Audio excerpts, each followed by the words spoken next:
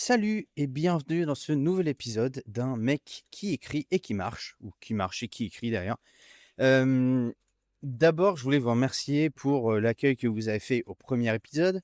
Alors on n'a pas fait, 1 000 000 d'écoutes évidemment, c'est un podcast qui se lance, mais tous les retours ont été positifs. Voilà, j'ai même pu échanger avec, certains et certaines, voilà, avoir des vrais retours constructifs, donc ça c'est super cool, merci beaucoup. Et j'avais pas mal de pistes pour ce, 2 épisode et du coup, il y a une question qui est revenue, quelques fois et qui était déjà, pas mal revenue dans mes discussions d'avant autour, de l'écriture. C'est le NaNoWriMo. Alors, je vous en ai parlé dans le premier épisode et je vous ai dit justement que, pour moi, ça avait été quand même, un déclic à certains niveaux. Et du coup, l'idée, c'était de vous expliquer un petit peu, pourquoi, ça a été un déclic, comment et puis qu'est-ce que ça fait, de participer à un NaNoWriMo? Comment s'est traduit mon expérience à moi, et tout ça. Donc, je voulais revenir un petit peu dessus. Si jamais vous n'avez pas écouté le premier épisode, ne vous inquiétez pas. Alors, vous pouvez le faire, mais c'est un peu un épisode pilote où je parle, de moi et de mon rapport, à l'écriture depuis petit. Mais revenons au NaNoWriMo. Donc, pour celles et ceux qui n'auraient pas suivi, c'est un challenge. Le nom de ce challenge, c'est un acronyme qui veut dire National Novel Writing Month, le mois national de l'écriture de romans. Et le but de ce challenge, c'est d'écrire un roman d'environ 300 pages, donc 50 000 mots, en 30 jours. Ce qui fait 1667 mots par jour, si on s'y tient et qu'on fait tous ces mots tous les jours. Et en fait, donc ça a été créé par Chris Batty, il y a un paquet de temps maintenant. Au départ, donc c'est né aux États-Unis. Au départ, ça a commencé par quelques amis dans un café, etc. Et puis maintenant, c'est plusieurs centaines de milliers de personnes par an.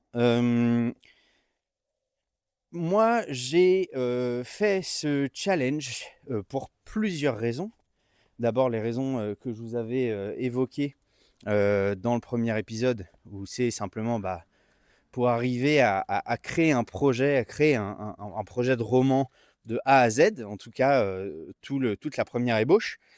Mais il y avait aussi une raison un petit peu plus personnelle sur laquelle je ne me suis pas étendu. C'est que quand je me suis lancé dans ce challenge-là, donc en novembre 2019, eh bien, ma fille était née pas très longtemps avant. Voilà, j'ai une seule fille. Je devenais papa à 26 ans.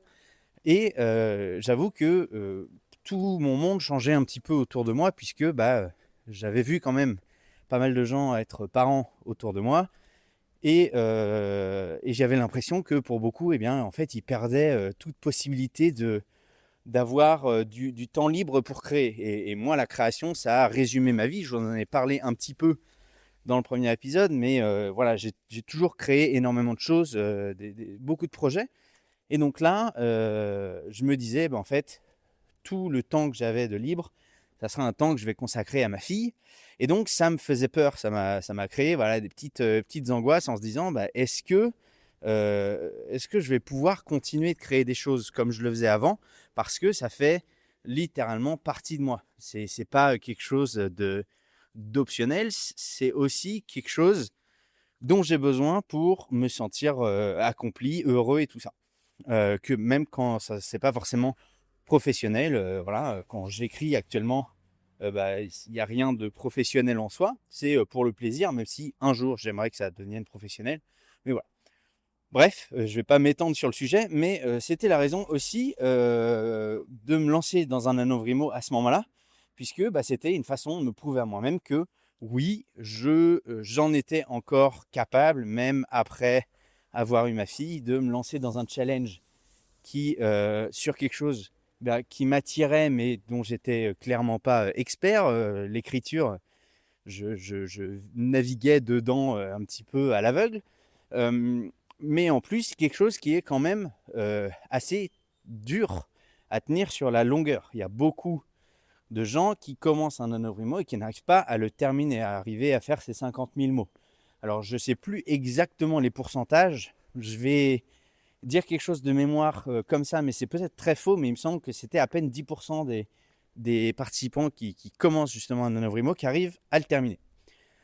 Parce que, oui, c'est vrai que, alors pour certains, ça peut paraître simple, pour d'autres, ça peut paraître insurmontable, mais écrire un petit peu plus de 1600 mots par jour, ça veut dire quand même écrire plusieurs heures par jour, selon l'inspiration, votre vitesse, etc. Est-ce que vous écrivez à la main? Est-ce que vous écrivez sur un ordinateur? Ça peut varier, mais en tout cas, moi, je sais que j'en étais, je pense, en moyenne, on va dire, à au moins 2h30 ou 3 heures d'écriture par jour. Et donc, faut arriver à le caler déjà dans son planning et puis dans son énergie et ne pas se bloquer, etc. Et donc, voilà, c'était un challenge qui me plaisait vraiment sur ces deux aspects-là. Et j'ai eu la chance de le réussir. Alors, je dois quand même, évidemment, parce qu'en plus, je sais qu'elle écoutera ce podcast, remercier énormément, infiniment ma femme, puisque, bon, je dois dire que j'ai fait ce NaNoWriMo au bon moment, puisque c'était pas longtemps après la naissance de notre fille. Et donc, c'est quand même les moments où un bébé, on va dire, dort le plus. Après, les enfants dorment de moins en moins, malheureusement. Non, après, ça dépend des parents, mais bon, bref.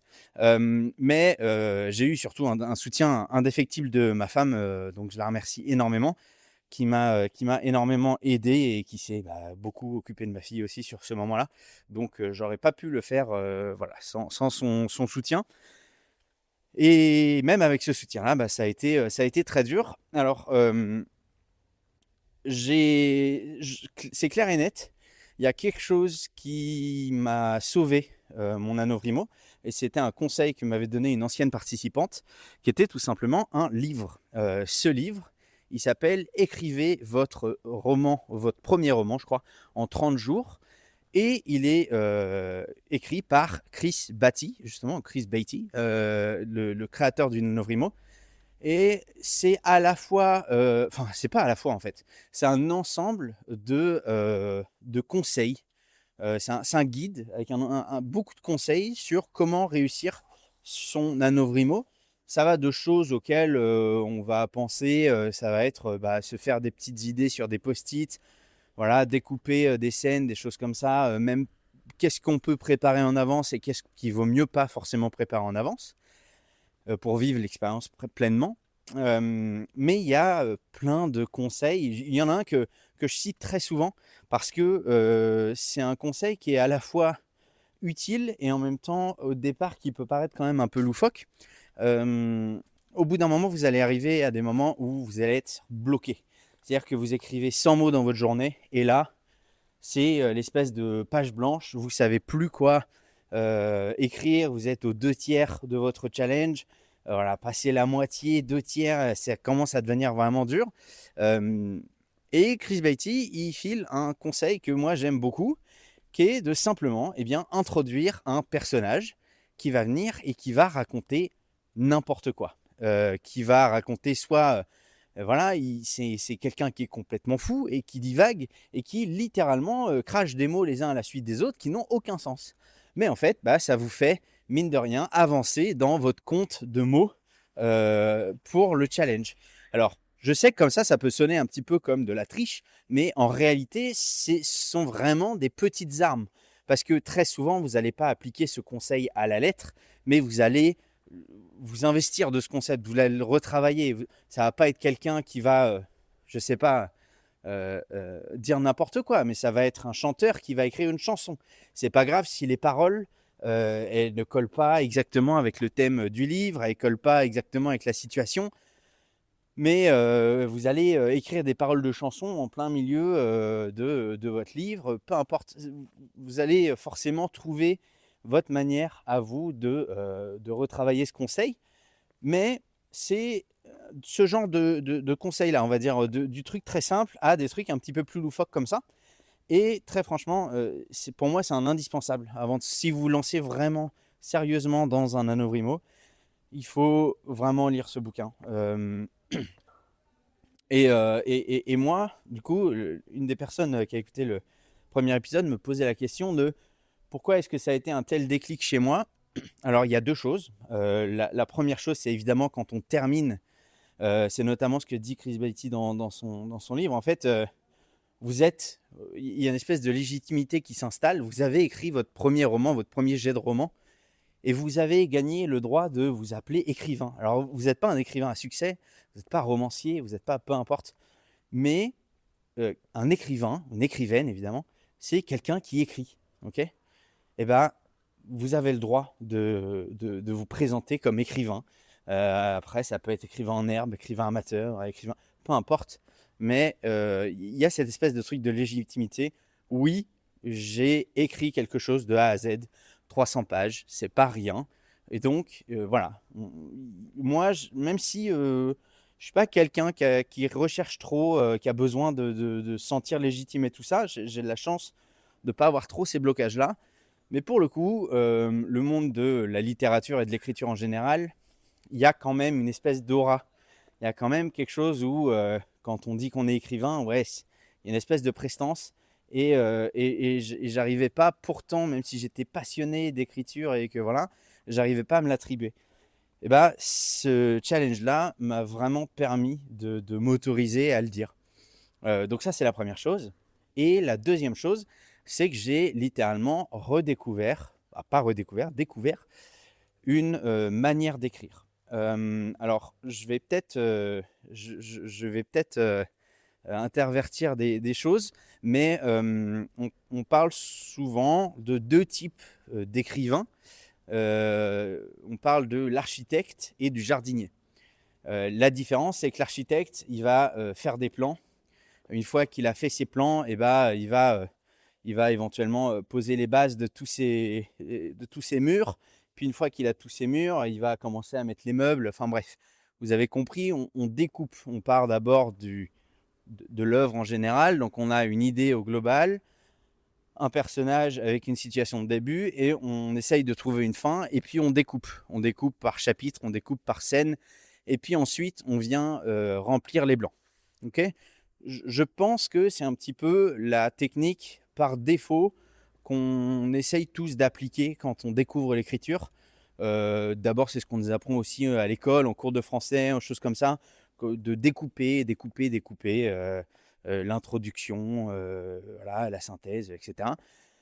Et puis, ça paraît normal en fait. On lit des livres qui sont découpés en chapitres et qui même parfois sont découpés en journées, en scènes, en peu importe.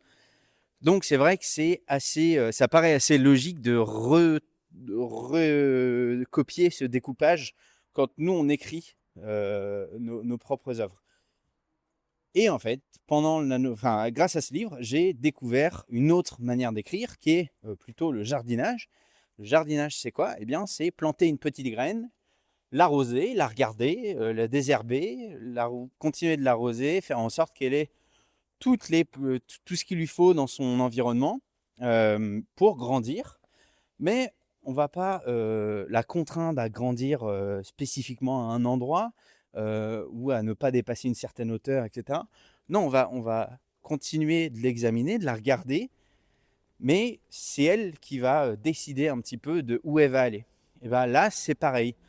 C'est-à-dire que vous créez votre situation initiale, vous réfléchissez bien à votre personnage principal ou à vos personnages principaux, à leur entourage, etc.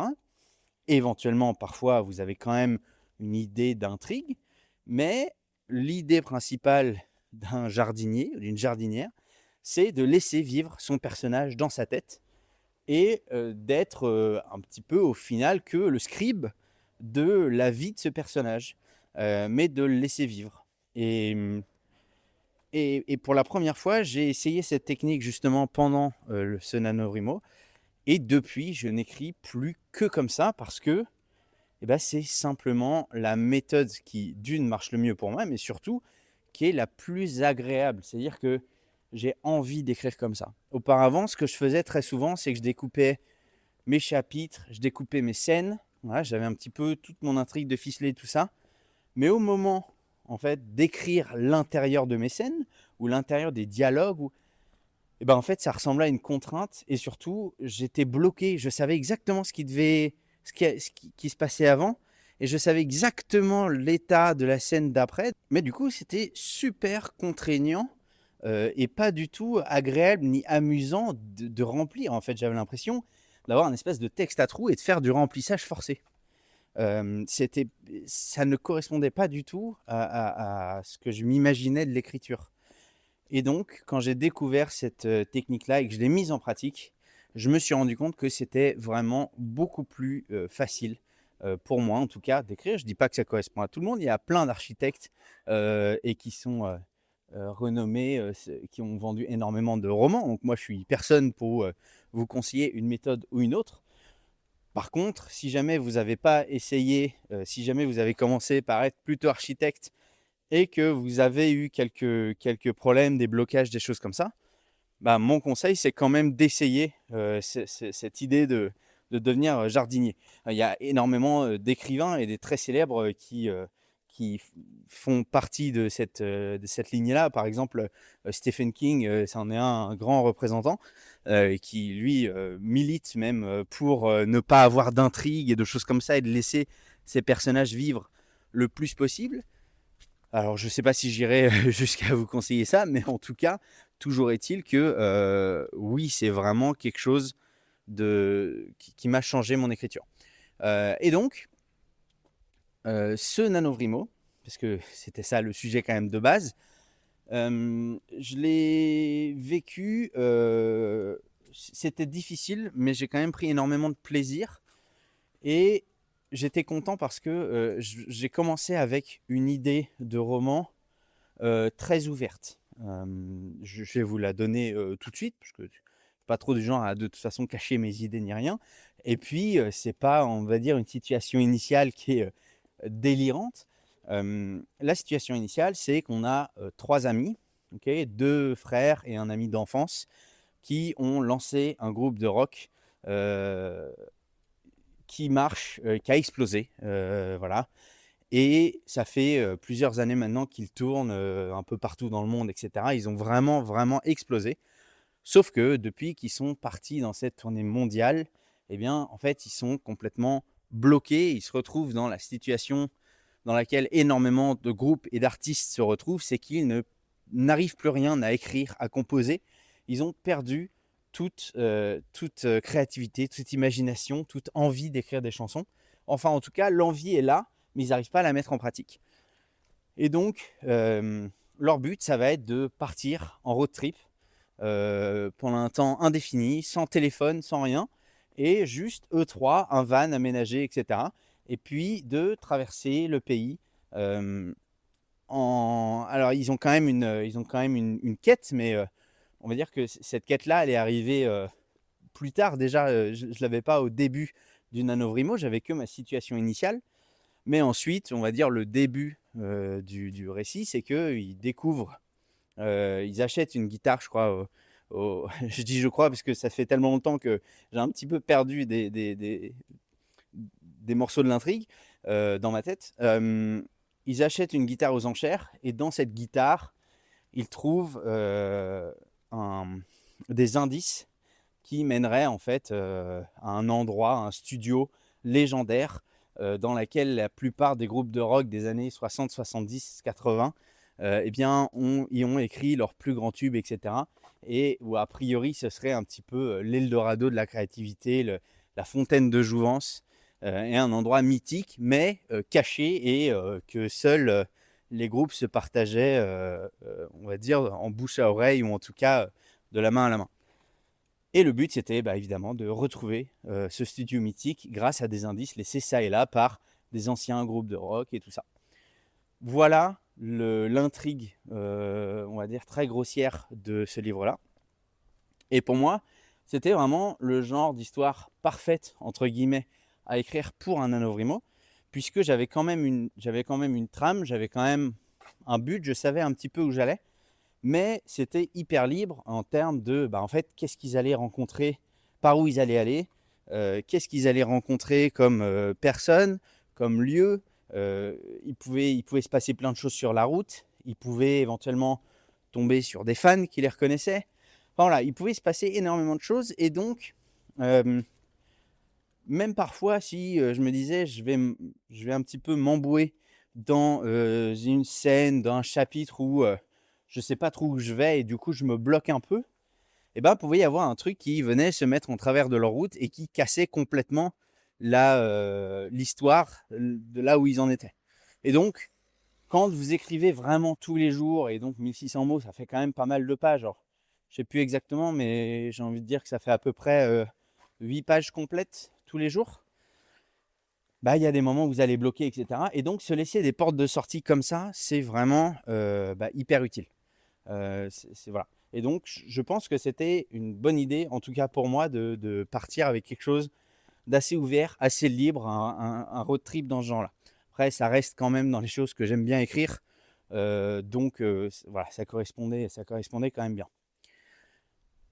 J'essaye de me souvenir d'autres choses en relation avec ce NaNoWriMo-là.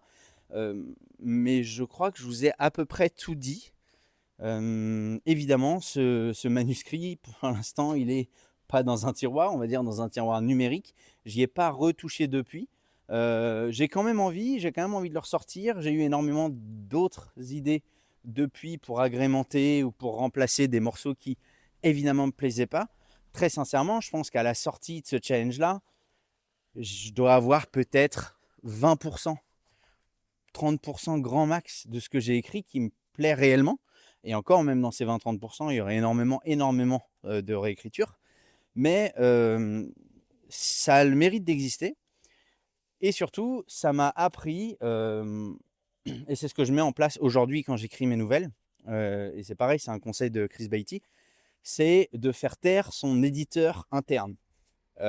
Grosso modo, il explique dans son livre que quand on écrit, on a d'abord l'écrivain un petit peu fougueux, plein d'énergie, plein d'idées foisonnantes, etc., qui va rédiger tout et n'importe quoi, et qui va se faire plaisir, et qui va surtout avancer.